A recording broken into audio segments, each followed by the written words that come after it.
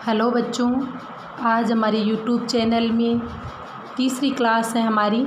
सबसे पहले हमने हिंदी की सामान्य जानकारी का जानकारी दी थी मैंने आपको। दूसरा हमारा वीडियो था वो स्वरों का वर्गीकरण, मतलब उसके कितने भेद होते हैं। वर्ण विचार का आया था। वर्ण विचार में स्वर और व्यंजन का हमने देखा था। अब फिर हम स्वर को ले तो उसको हम डिटेल से पढ़ेंगे, ठीक है। कल हमने आपको इतना बता दिया था कि स्वरों का वर्गीकरण 5 आधार पे होता है। कौन कौन से मैं आपको 1 मिनट में वापस रिपीट करवा देती हूँ, जिससे आपके दिमाग में वो बात आ जाए कि कल उससे लिंक हो जाएगा उस वीडियो से, तो समझने में आसानी होगी। 5 आधार पे पढ़ा था। मात्रा काल के आधार पे 3 प्रकार है। उच्चारण के आधार पे 2 प्रकार है। किसके प्रकार हैं? स्वरों के प्रकार। तीसरा नंबर था जीवा की उत्थापित भाग के आधार पर 3 भेद होते हैं। ओष्ठ की गोलाई के आधार पर 2 भेद होते हैं। और 5वां और लास्ट हमारा पॉइंट क्या था? मुख आकृति के आधार पर इसके 4 भेद होते हैं, ठीक है।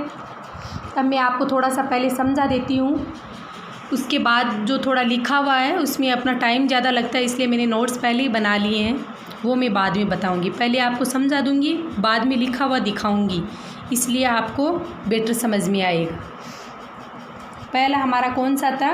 मात्रा काल के आधार पर।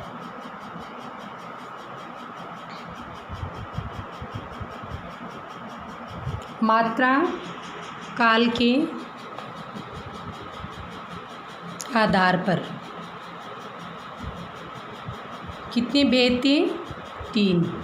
मात्रा काल का मतलब ये होता है कि हम कोई भी स्वर का उच्चारण करते हैं तो उसमें टाइमिंग, मतलब समय कितना लगता है, उसी के आधार पे हम इसको 3 भागों में बांटते हैं। पहले मैं इनके नाम बताऊंगी, उसके बाद में हम इसको परिभाषा को जोड़ते हुए आगे समझेंगे। तो इसमें पहला नंबर आ ये 3 भेद कौन कौन से हैं? क में हम लेते हैं ह्रस्व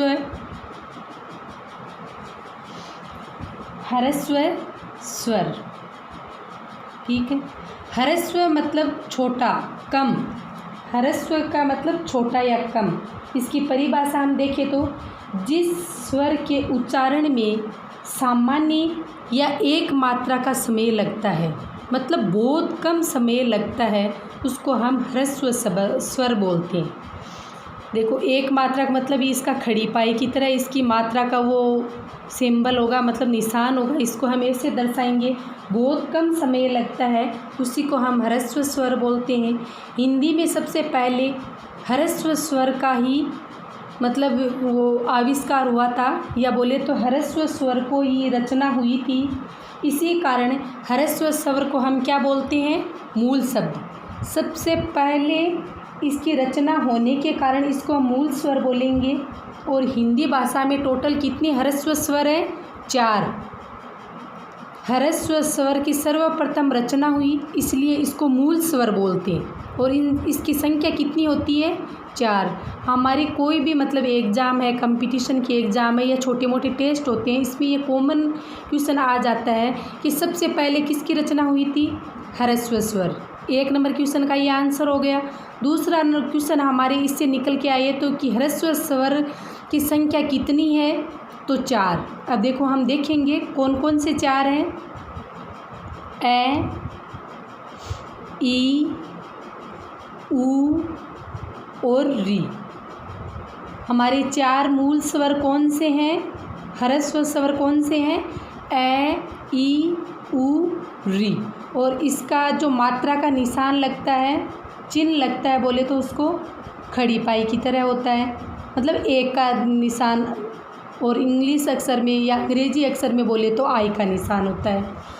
ए, ई, ऊ, री की जब हम उच्चारण करते हैं हमारे मुख से, तो इसमें बहुत ही ना के बराबर समय लगता है। ए, ई, ऊ और री। आप घर पे सब अपने मुख से उच्चारण करके इस स्वरों का आप अभ्यास करना, आपको अपने आप रियलाइज हो जाएगा कि इसमें बहुत कम समय लगता है। 4 हो गए। सेकंड नंबर पे हमारा दूसरा भेद आता है मात्रा काल के आधार पर।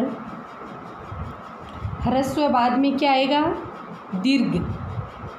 दीर्घ स्वर। दीर्घ स्वर में ये होता है कि जिस स्वर के उच्चारण में सामान्य से दुगुना या 2 मात्राओं का समय लगता है उसे ही हम दीर्घ स्वर बोलते हैं। दोबारा इसको रिवाइज करें तो क्या होगा, मतलब इसका उल्टा हो जाएगा। सामान्य से दुगुना अर्थात या 2 मात्राओं का समय लगता है उसी को हम क्या बोलेंगे, दीर्घ स्वर। इसका सिंबल या निशान चिन्ह क्या होता है, ऐसे एस की तरह होता है, अंग्रेजी का एस मान लो, है ना। इस आधार पे इसको मतलब प्रदर्शित करेंगे। ये आगे की चीज़ें हैं, जैसे व्याकरण में हम बड़ी क्लास के लिए 11, 12 या 9, 10 के लिए छंद वगैरह पढ़ते हैं ना, उसी में ये मतलब खड़ी पाई और ये एस का निशान लगा के और हम उसकी मात्राओं की गणना करते हैं। ये आगे काम आएंगे, लेकिन हम इसी का थोड़ी बहुत यहाँ मतलब जानकारी ले लें, इसका जिक्र कर लें तो ये आगे हमारे मतलब बड़ी क्लास में आपका सहयोग मिलेगा। आप मुझे सपोर्ट करोगे तो बड़ी क्लास में हम इसको पढ़ेंगे तो आपको इजीली या ज़्यादा जल्दी समझ में आ जाएगा। तो इस मतलब 2 मात्राओं का समय या दुगुना समय लगने के कारण इसे द्विमात्रिक स्वर के नाम से भी पुकारा जाता है। कौन सा, द्विमात्रिक स्वर। द्विमात्रिक स्वर, इसका मीनिंग क्या निकल के आएगा कि 2 मात्राओं का समय या दुगुना समय लगने के कारण दीर्घ स्वर को द्विमात्रिक स्वर कहते हैं। हमने पिछले वीडियो में ये चर्चा की थी, स्वर कितने होते हैं हिंदी में, टोटल 11। कितने होते हैं, 11, टोटल 11 स्वर होते हैं। इसमें हमारे मूल ह्रस्व या जो पहले शब्द होते हैं वो स्वर होते हैं, उसकी संख्या 4 हो गई, तो 11 में से 4 गए तो पीछे 7 बचे ना। तो इसका आगे यही होगा कि दीर्घ स्वरों की संख्या कितनी होती है, 7। और 7 हमारे कौन कौन से हैं, ए, ई, उ, री के अलावा जो बच गए हैं वो दीर्घ स्वर में आएंगे। वैसे आप लिख लेते हैं जिससे दिमाग में आ जाए। ए वहाँ गया ह्रस्व स्वर में, आ बड़ी, उ, ए, आई, ओ, औ। टोटल कितने हो गए, 1, 2, 3, 4, 5, 6, 7, पूरे 7 हो गए ना। तो 4 और 7 11 हो गए। इसलिए हमारा ये मैटर हो गया कि जो मैंने हिंदी में आपको 11 स्वरों की संख्या बताई थी उसका यहाँ वर्णन हो गए हैं। 4 ह्रस्व में आते हैं और 7 है वो दीर्घ स्वर में आते हैं।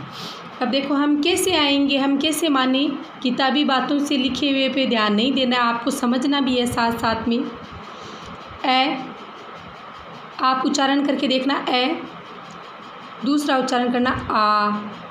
तो ए की बजाय आ में ज़्यादा समय लगा है, मतलब ए से दुगुना समय लगा है। आ बोलेंगे तो टाइम लगेगा, इसलिए इसको द्विमात्रिक बोलते हैं। इसको मतलब ये इसकी खड़ी पाई का निशान है, इसमें कम समय लगता है, ठीक है। इसको मूल स्वर बोलते हैं। ये द्विमात्रिक हो गए। दूसरा बोलो ई, ये ई पहला ई है, छोटा ई हो, इसको ई। और यहाँ दीर्घ स्वर में ई ऐसे जोड़ दे के बोलते हैं ना, उ, ऊ, ए, आई, ओ, औ। इसको आगे हम समझें तो एक इसका ये भी जो लॉजिक निकल के आता है कि जो ये दीर्घ स्वर होते हैं ये 2 स्वरों के मिलने से मतलब बनते हैं। जैसे आ की रचना कैसे हुई, ए प्लस ए से, या हमारे संधि के नियम में से ले तो आ से आ या ए से भी हो सकता है, आ से भी हो सकता है, लेकिन 2 स्वर को मिलाना पड़ेगा तभी आ की यहाँ रचना होती है। वैसे अपन ई की ले लो, मान लो बड़ी ई की, तो इसमें भी ई छोटी और छोटी और संधि के हिसाब से ले तो वो आगे समझ में आएगा, संधि का टॉपिक लेंगे। बड़ी ई भी बड़ी ई बनती है। कहने का मतलब ये है कि 2 स्वर मिलके और ये पहले बड़ा आ मतलब आ, बड़ी ई, बड़ा ऊ, इनका निर्माण करते हैं, इसलिए भी इसको दीर्घ स्वर या द्विमात्रिक स्वर बोलते हैं। इसको संधि अक्षर या संयुक्त अक्षर भी बोल सकते हैं, क्योंकि 2 स्वरों से मिलकर इसका निर्माण हुआ है, तो इसको आराम से बोलेंगे कि 2 का तो संधि, मतलब संधि का नियम लग रहा है तो संधि युक्त स्वर भी हो सकते हैं। ये चारों इसका डिटेल में हम आप बना के देख लेना, ये ऐसे ही होगा कि इसमें दो स्वरों का मिलान होगा। ठीक है। ह्रस्व स्वर ये मात्रा काल के आधार पर चल रहे हैं, जिसमें कम समय लगता है उसको ह्रस्व स्वर बोलते हैं। दीर्घ स्वर में ज़्यादा समय लगता है, मतलब एक से दुगुना समय लगता है, तो द्विमात्रिक स्वर बोलते हैं। इसको संध्या स्वर भी बोल सकते हैं। इसकी संख्या 7 है, इसकी 4 है। अब थर्ड नंबर पे हम लेंगे क्या आएगा? प्लुत स्वर। क्या होता है? प्लुत स्वर। नाम सुनने में आपको एक बार अटपटा लग रहा है, लेकिन मैं आपको डेफिनेशन के साथ समझाऊंगी तो ये ज़रूर समझ में आ जाएगा।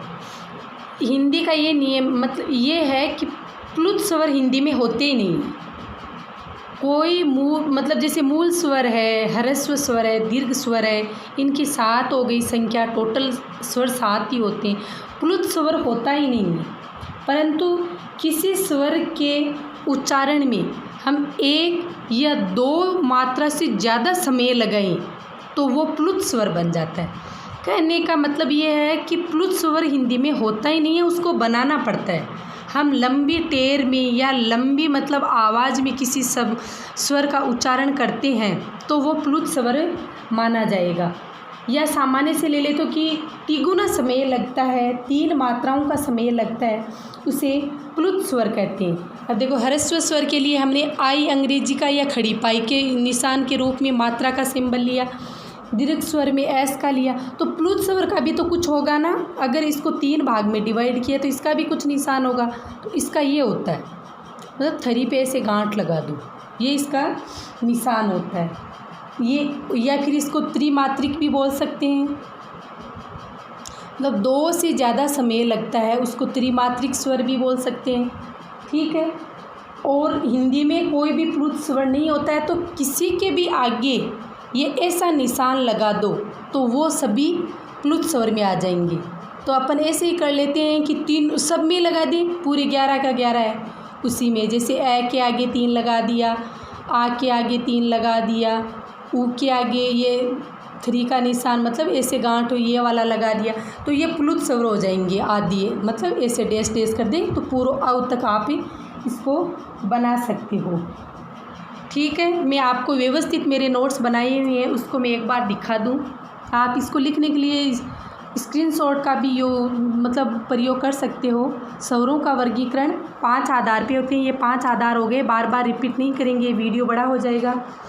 तो मात्रा काल के आधार पे हम आज सबसे पहले पढ़ेंगे किसी भी स्वर में लगने वाला समय ही क्या कहलाएगा? मात्रा काल कहलाएगा। इसी के आधार पे 3 भेद मैंने आपको रफ में लिख के बताया था, ह्रस्व स्वर, दीर्घ स्वर और प्लुत स्वर। ह्रस्व स्वर को हम एकमात्रिक स्वर, सर्वप्रथम रचना होने के कारण मूल स्वर भी बोलेंगे। ह्रस्व स्वर की संख्या कितनी है? 4। तो कौन कौन से हैं? ए, ई, उ, री। ठीक है।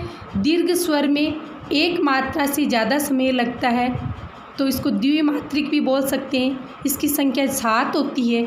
बाकी के जो ए, ई, उ को निकाल के जो बच जाते हैं स्वर में से वो 7 हो जाएंगे। प्लुत स्वर में आएगा, मतलब वो थरी का निशान मैंने रफ में आपको लिख के बताया था। वैसे प्लुत स्वर होता ही नहीं है। प्लुत स्वर हमें स्वरों को बनाना पड़ता है, सभी के साथ में ये सिंबल लगा के ऐसा वाला सिंबल लगा के हमें इसको बनाएंगे प्लुत स्वर।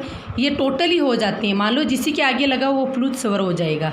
ठीक है। आपको ये वीडियो अच्छा लगा तो मुझे कमेंट बॉक्स में बताना। कोई दिक्कत है वैसे भी आप अपनी कंप्लेंट मेरे सामने रख सकते हो, मुझे बता सकते हो कि इस वीडियो को ऐसे बनाओ। अच्छा लगे तो मुझे आप जो भी है आपका कमेंट वो कमेंट बॉक्स में लिख कर बताना।